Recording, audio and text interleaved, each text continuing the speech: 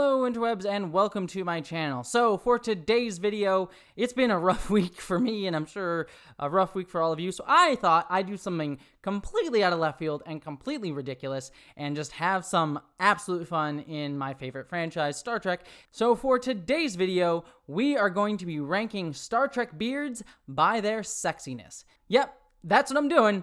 It's weird, it's crazy, but it's gonna be fun, I guarantee you. But before we get started, just a quick reminder, like I talked about in my last video, I recently lost my full-time job, so it really does mean a lot to me if you can give to my Patreon page and support me over there, or if you can't support me on Patreon, that's totally okay, totally understand, but giving a subscribe, hitting the thumbs up on this video, or leaving a comment truly does help me out, even in like getting me just seen out in the algorithm. So if you can do that right now, I would greatly appreciate it. But moving on to the actual thing that you came here for, the sexy beards. I don't know why I did that. That's weird. Forgive me. All right, right down at the very bottom of the list, we're going to start off with a very surprising entry on this list, given how much it's talked about. But we're going to be talking about Jonathan Frakes' beard on Riker in the episode, specifically Parallels. So don't worry, Jonathan Frakes' actual Riker beard appears higher up on this list. Don't you worry. But this beard right here, I don't know, hopefully it's there. I think that's where I'll put the images in this video. But yeah, this beard right here, what happened there? Like, I don't know where the beard begins or the hair ends, but it's kind of crazy. Basically, Riker looks like a lot of people do right now in quarantine, not having shaved in years, days, months, weeks. I've lost track of time, and so has this Riker, and so heavens has that beard. Next up is this insanity from Data. Now, I forget where this beard appeared in Star Trek The Next Generation, and I'm really just kind of confused, but also aroused by the way Brent Spiner looks at me when has that beard on his face. It's not exactly sexy, but it's definitely intriguing.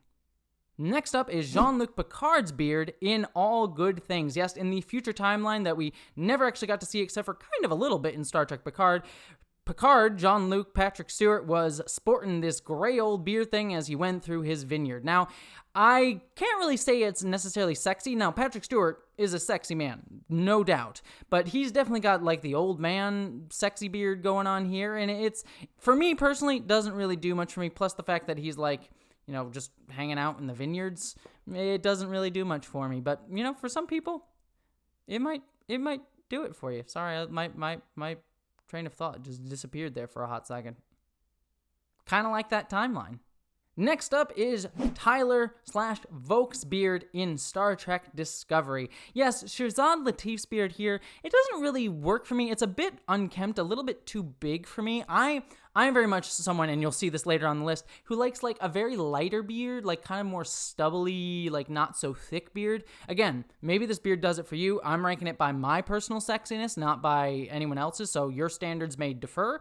But for me, Shazad Latif's beard is just a little bit too big for me, and that's just up to personal taste, to be honest. Next up, speaking of short, stubbly beards, we have Narek's beard from Star Trek Picard. Now, in all fairness, I know a lot of people say that Narek isn't sexy. I actually do think that Narek is quite hot. I do have a kind of a thing for like young Vulcanoid-looking men, which again will come up later on in this video. But the reason that Narek ranks so low on this list is because, you know, it's Narek. And I think we all know what that means when I say it's Narek. So yeah, kind of goes down on the sexy scale there. All right, next up, we got our good friend Worf. Everyone loves a good Worf beard, and, you know, he really just defined the Klingon beard. You really can't get more iconic with a Klingon beard than what Michael Dorn is sporting in pretty much all of Star Trek and The Next Generation and Deep Space Nine and every appearance that he has. It's a really elegant, wonderful beard, and I think the only reason that it goes down on the sexy scale for me is I don't necessarily have a thing for Klingons. Now, Michael Dorn sans the Klingon makeup, 100%. It would be so much higher on the list. But for me, Klingons aren't really my thing. Vulcans are very much more my thing. But, so yeah, it loses a little bit just because he's Klingon. Is that offensive? Is that offensive to say? Am I being, like, offensive to Klingons when I say this? Oh boy, maybe this whole list is a bad idea. Anyways, well, I'm already doing it, so we're going to keep going. Next up, I'm just going to kind of lump all of these into one category, and that is all the Vulcan goatees in the Mirror Universe. Yeah, it must be like a weird style in the Mirror Universe that all Vulcans just like got really into goatees for some reason or another, because every single Vulcan in the Mirror Universe sports one. We got Saval in Star Trek Enterprise. We got Sarek in Star Trek Discovery.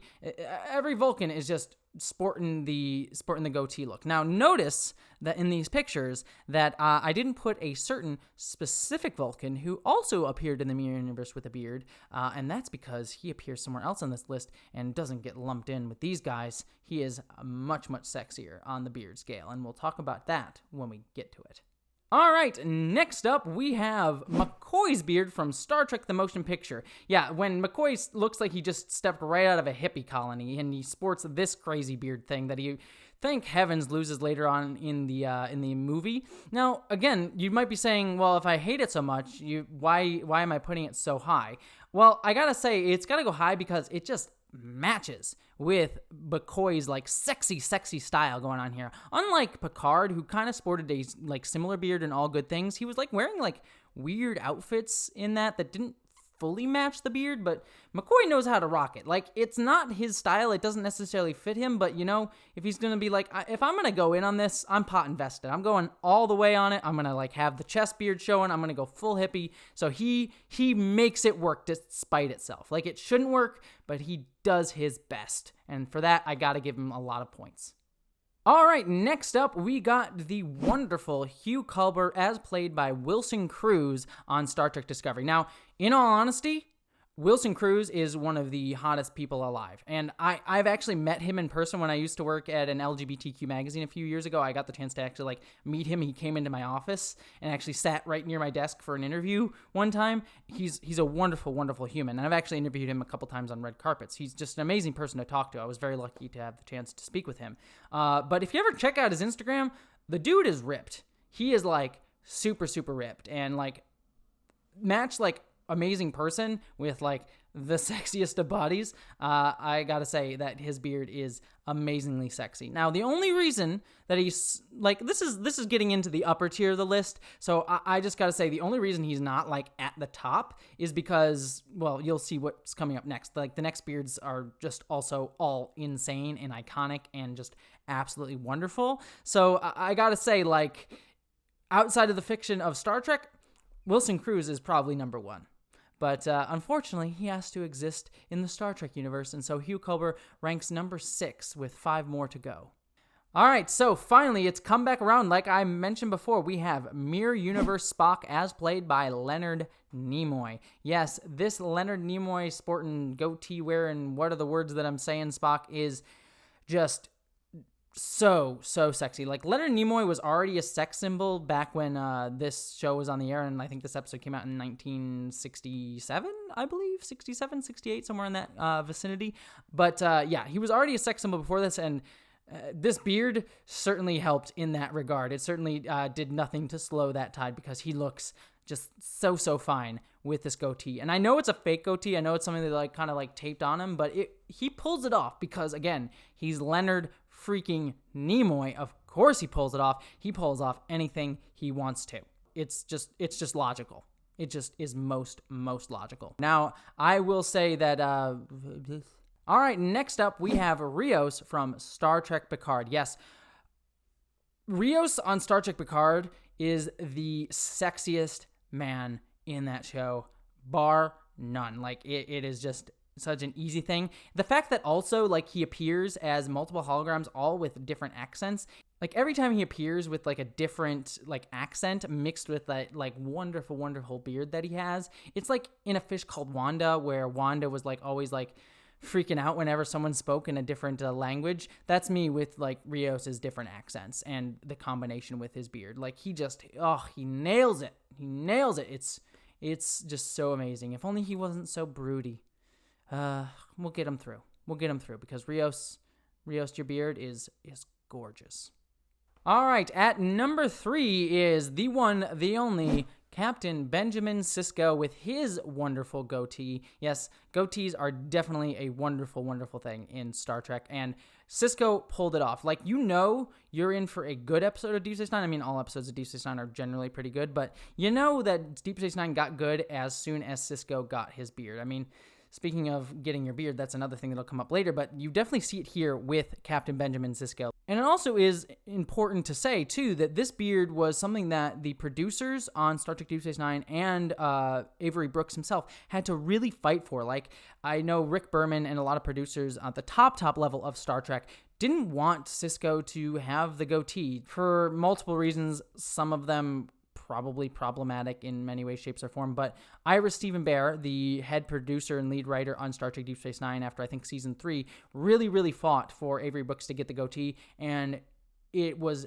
100% worth it because Sisko just looks so impeccable with this beard. Like, the beard just lends him this gravitas and weight that he didn't necessarily, like, I didn't necessarily feel before in seasons 1 and 2 of Star Trek Deep Space Nine. But when he gets the beard, you're like, yep, I believe that this guy is the commander of Deep Space Nine. Like, I will follow him. I will listen to any word he says because he's just so wonderfully intense, and the beard just gives him that little, like, oomph in his look and his style, and he looks amazing.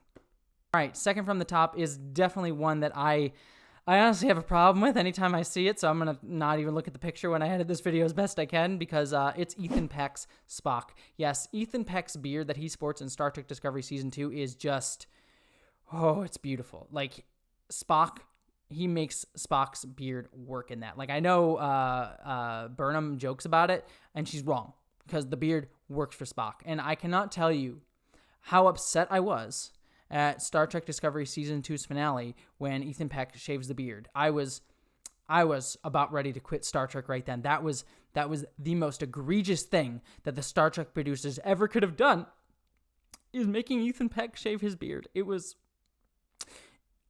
sacrilegious and against Gene Roddenberry's vision. I'm still not fully recovered, and he better get it back if they do the Pike series. Like, believe me, I will not even watch if Ethan Peck does not get his beard back at some point in the Star Trek Pike show.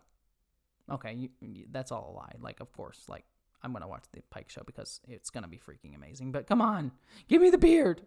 It was beautiful. And at the top, last but definitely not the least, it had to be this, Jonathan Frakes Riker's beard. I mean, this beard is so wonderful, so iconic, it like coined a term with a show, growing its beard. Like, when a show grows its beard, you know that show has started to become a quality show. And that's because of this beard right here. When Riker grew his beard on the Next Generation, that's when Next Generation got good. And I really have to say it's probably because of the beard. Not the writing, not the acting. It all comes down to Jonathan Frakes' beard, and I am so glad that he kept it for most of his tenure on Star Trek The Next Generation. I mean, there is a reason that Star Trek Insurrection is one of the worst Star Trek movies, and that's because Riker shaved his beard in that movie. That's the reason. If he had had the beard, we'd all be sitting here saying how Star Trek Insurrection was better than Wrath of Khan, but no. Jonathan Frakes had to go ahead and shave his beard so he could look younger, and it fit the story and all this stuff. Well, you know what, Jonathan Frakes? It's your fault. It's your fault that movie is derided. Actually, no, it's not. There was many issues with that movie that does not all fall on Jonathan Frakes. But the fact that Riker shaved his beard in that movie certainly didn't help, because Riker's beard is the sexiest beard in all of Star Trek, period. But I'd love to hear what all of you think. Of course, I probably missed a bunch of beards in Star Trek's history. There have been so many, but I tried to get some of the best and fun ones. So what beards did I miss? I'd love to know down in the comments below. Let me know your thoughts on my list. Do you agree with me? Do you disagree with me? Like, I want to hear all of that. Don't forget as well to subscribe to this channel and hit the thumbs up and comment. It really does help me out. And like I said before, I did lose my full-time job very recently. So if you can help me out over on Patreon and really just help me out monetarily there, it means so much, especially right now. I cannot tell you how much it means. But also, like, you get a lot of cool perks on my Patreon. You get your name in videos, you get access to some cool, like, live stream stuff, and get videos early, things like that. So please go check out my Patreon. Like I said, it would really mean a lot to me. But regardless of if you subscribe or if you like, if you comment, if you help me out on Patreon, I'm just glad that you stopped by and helped me rank all the sexy beards in Star Trek, and I hope that you, as always, live long, and prosper. And special thanks to my commander level and above Patreons, especially right now: Eli Bergmas, Stefan Schuhart, Boyd and Mary Beth Earl, Wellington Marcus, Lal Lindley, Marika Kuyechin, Munir Amlani, and Mystic the Monakit.